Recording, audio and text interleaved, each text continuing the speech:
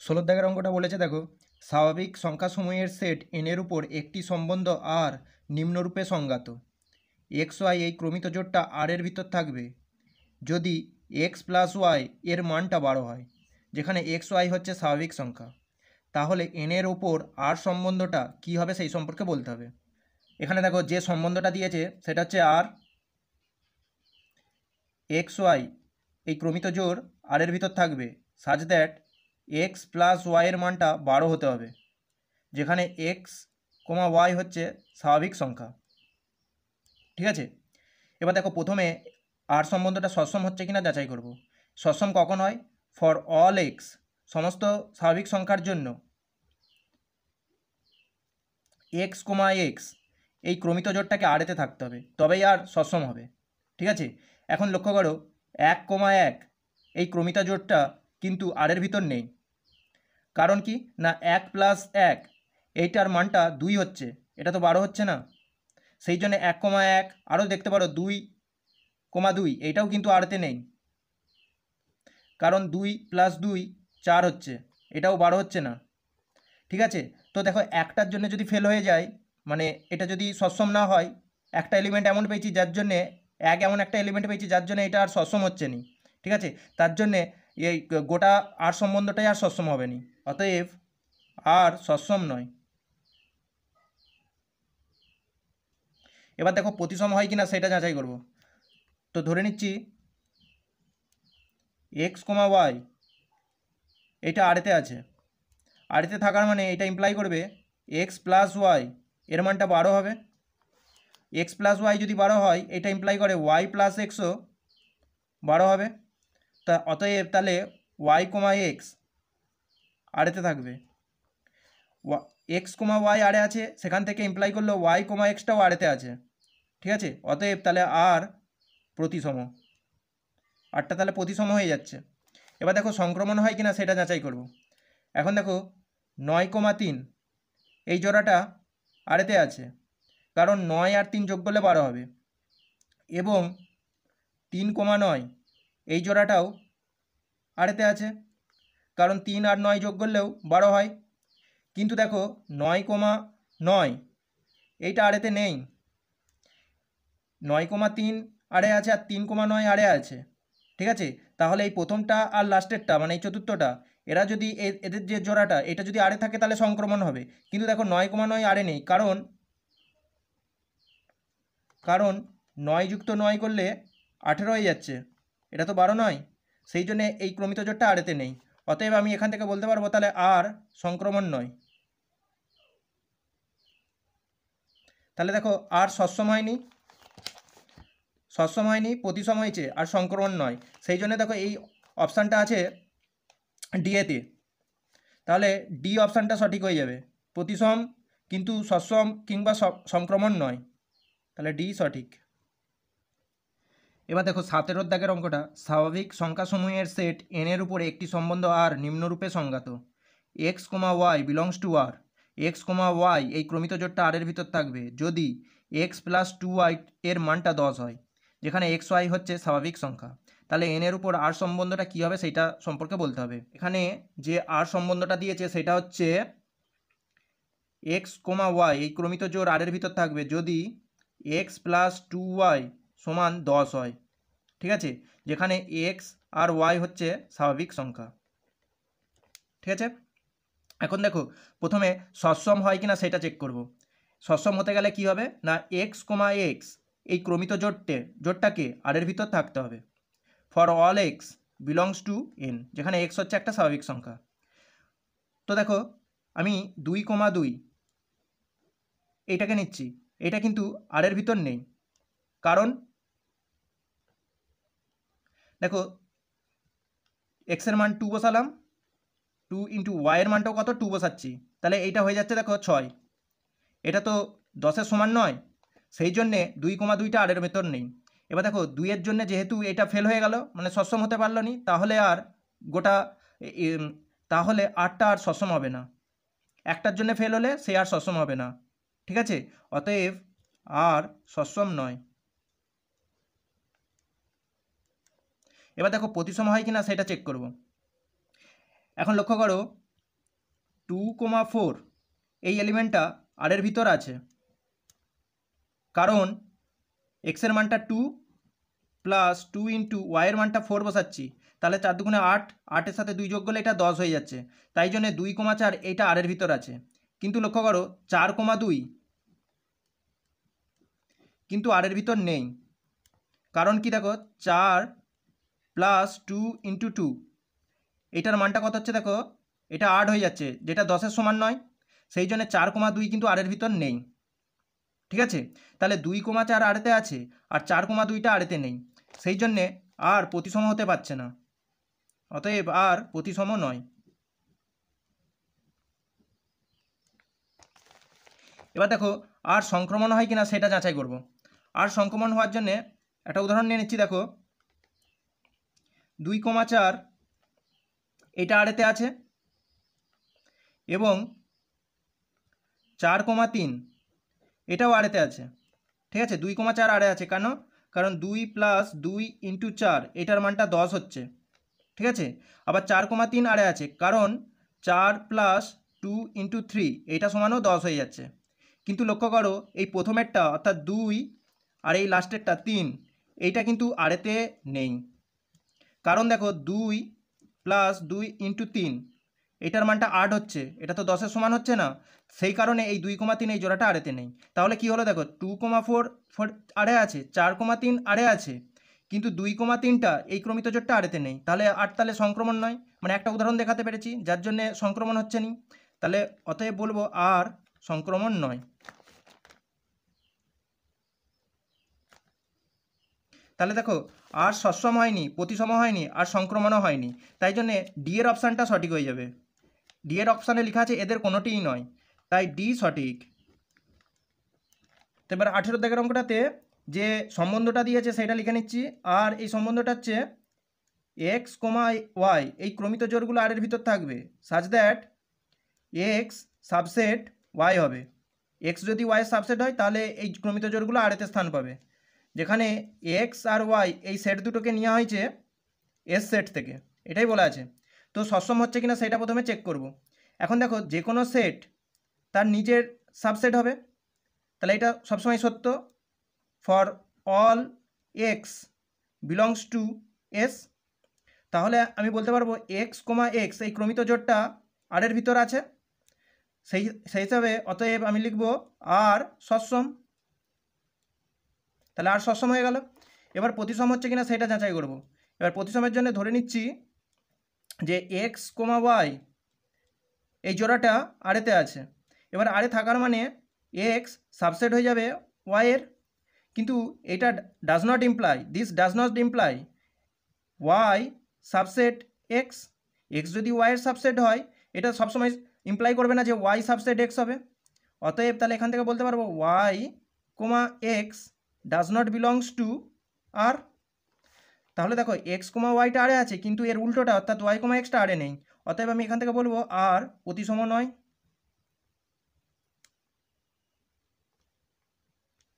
এবার দেখো সংক্রমণ হয় কিনা সেটা যাচাই করছি।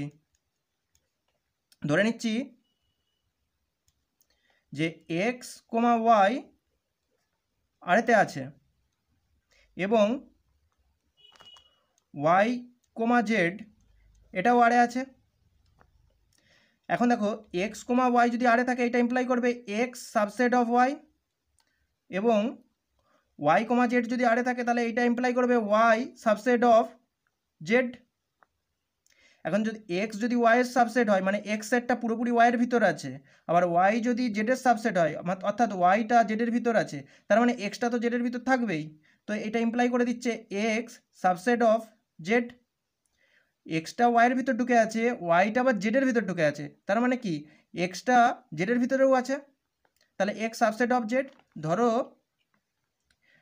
ওয়াইটা হচ্ছে এই সেটটা, এবার এক্স ওর ভিতরে আছে, তার মানে এক্সটা ছোট সেট ওর ভিতরে আছে যেহেতু। আবার দেখো ওয়াইটাও জেডের ভিতরে আছে, তাহলে এই বড় সেটটা হচ্ছে জেডটা, এটা জেডটা, আর এটা হচ্ছে ওয়াইটা, আর এটা হচ্ছে আমার এক্সটা। তাহলে এক্সটা দেখো অটোমেটিক জেডের ভিতর থাকছে, সেটাই লেখা হয়েছে। অতএব এখান থেকে বলতে পারবো যে এক্স কমা জেড এই ক্রমিত জোড়টা আরেতে থাকতেছে। অতএব তাহলে আর সম্বন্ধটা সংক্রমণ হয়ে যাবে হবে। তো এই কেসটা বোঝা গেল। তা আর সম্বন্ধটা সসম হয়েছে, প্রতিসম হয়নি, আর সংক্রমণ হয়েছে। তাহলে সসম এবং সংক্রমণ, কিন্তু প্রতিসম নয়, অর্থাৎ এর অপশানটা সঠিক হচ্ছে। 19 দাগের অঙ্কটায় যে সম্বন্ধটা দিয়ে আছে সেটা হচ্ছে R equal to x comma y, ঠিক আছে, such that x minus y এর মান জোড়। আর যেখানে x comma y belongs to Z মানে পূর্ণ সংখ্যা, ঠিক আছে, এক্স ওয়াই হচ্ছে পূর্ণ সংখ্যা, আর এক্স মাইনাস ওয়াইয়ের মানটা এর মান সবসময় জোড় হবে, তবেই এক্স কমা ওয়াই এই কমিত জোড়টা আর এর ভিতর থাকবে, এইটাই সম্বন্ধটা দিয়ে আছে। তো আমি এটাকে সসম হচ্ছে কিনা চেক করব। এখন দেখো, লক্ষ্য করো, এক্স মাইনাস এক্স, ঠিক আছে, এর মানটা 0 হবে, যা একটি জোড় সংখ্যা, ঠিক আছে, 0 একটি জোড় সংখ্যা, সেই জন্যে x comma x belongs to R, x comma এক্সটা আরতে রয়ে যাবে, for all x belongs to Z, ঠিক আছে, তাহলে অতএব আর সসম হয়ে যাবে। এবার দেখো প্রতিসম হয় কিনা সেটা চেক করব। ধরে নিচ্ছি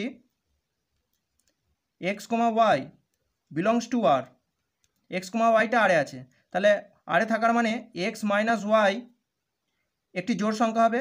তো সেই জোড় সংখ্যাটাকে আমি 2কে ধরে নিচ্ছি, ঠিক আছে, এক্স মাইনাস ওয়াইয়ের মানটা একটা জোড় সংখ্যা হবে, তো সেই জোড় সংখ্যাকে আমি 2কে ধরে নিচ্ছি, যেখানে কে হচ্ছে একটা পূর্ণ সংখ্যা বিলংস টু জেড, ঠিক আছে, যেখানে কে হলো একটা পূর্ণ সংখ্যা। তো দেখো এবার এখান থেকে আমি মাইনাস দিয়ে গুণ করে দিলে এটা হয়ে যাবে y minus x equal to minus 2কে, উভয় পক্ষে মাইনাস দিয়ে গুণ করে দিলে এটা হয়ে যাবে, ওয়াইটা সামনে চলে আসবে, এক্সটা পরে চলে যাবে, তো এইটা হয়ে যাবে মাইনাস 2কে। তাহলে দেখো ওয়াই মাইনাস এক্স হয়ে যাচ্ছে কত, 2 ইন্টু মাইনাস কে, তো এটা হয়ে যাচ্ছে দেখো ওয়াই মাইনাস এক্স সমান 2 ইন্টু কে ড্যাশ। তো এখানে এই কে ড্যাশটা হচ্ছে মাইনাস কে, যা একটা পূর্ণ সংখ্যাই হচ্ছে, ঠিক আছে, এটাও তো একটা পূর্ণ সংখ্যা। তো দেখো তাহলে ওয়াই মাইনাস এক্সের মানে একটা জোড় এসছে, ঠিক আছে, তাহলে আমি এখান থেকে বলতে পারবো যে y comma x belongs to R, তার মানে এক্স কমা ওয়াইটা আরেতে ছিল, সেখান থেকে দেখাতে পারলাম ওয়াই কমা এক্সটাও আরেতে আছে, তাহলে অতএব আর প্রতিসম। এবার সংক্রমণ হচ্ছে কিনা সেটা চেক করবো। দেখো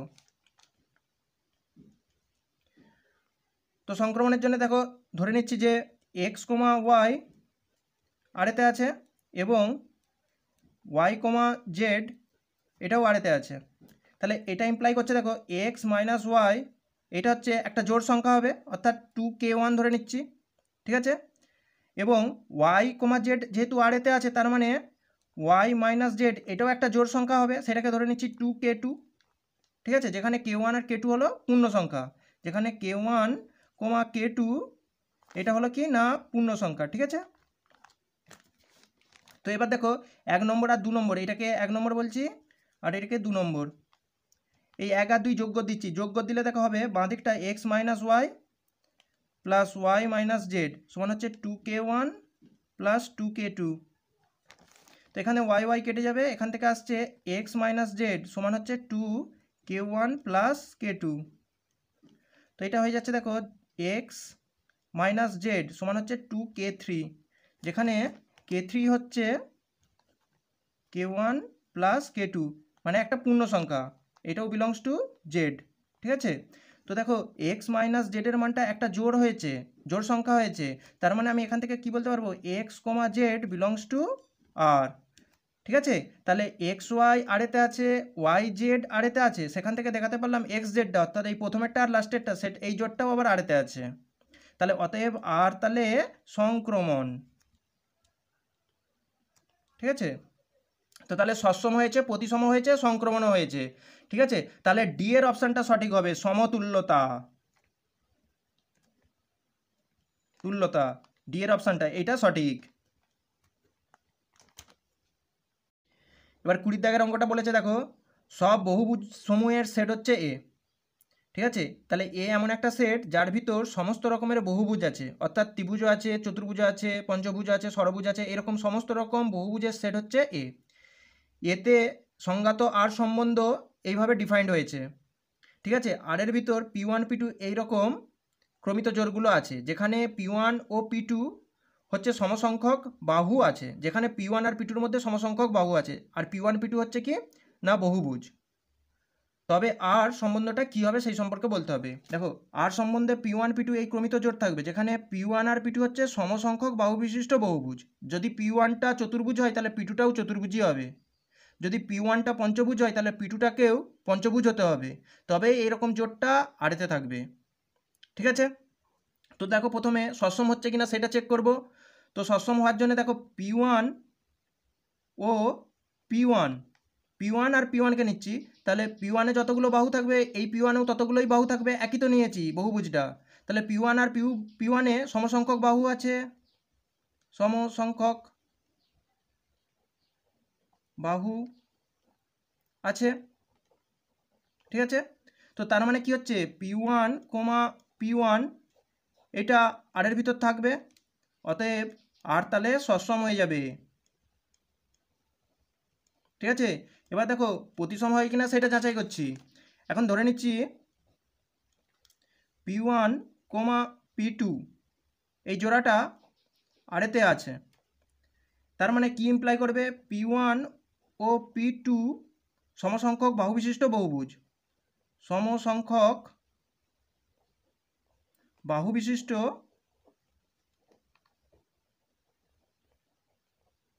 বহুভুজ, ঠিক আছে। P1 আর P2 সমসংখ্যক বাহু বিশিষ্ট বহুভুজ, অর্থাৎ P1 যদি চতুর্ভুজ হয় তাহলে P2 চতুর্ভুজই হবে, চারটে করে বাহু থাকবে।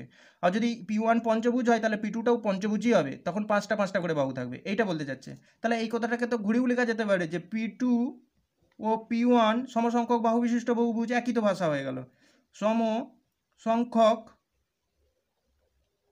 বাহু বিশিষ্ট বহুভুজ।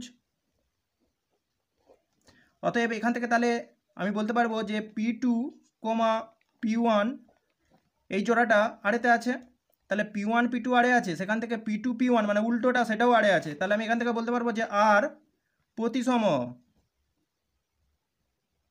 এবার দেখো সংক্রমণ হচ্ছে কিনা সেটা যাচাই করছি, সংক্রমণ হচ্ছে কিনা তার জন্য আমি ধরে নিতে হবে যে P1, P2টা এটা আরে আছে, এবং P2, যেখানে শেষ সেখান থেকে আবার শুরু P2, P3 এটাও আরে আছে, ঠিক আছে।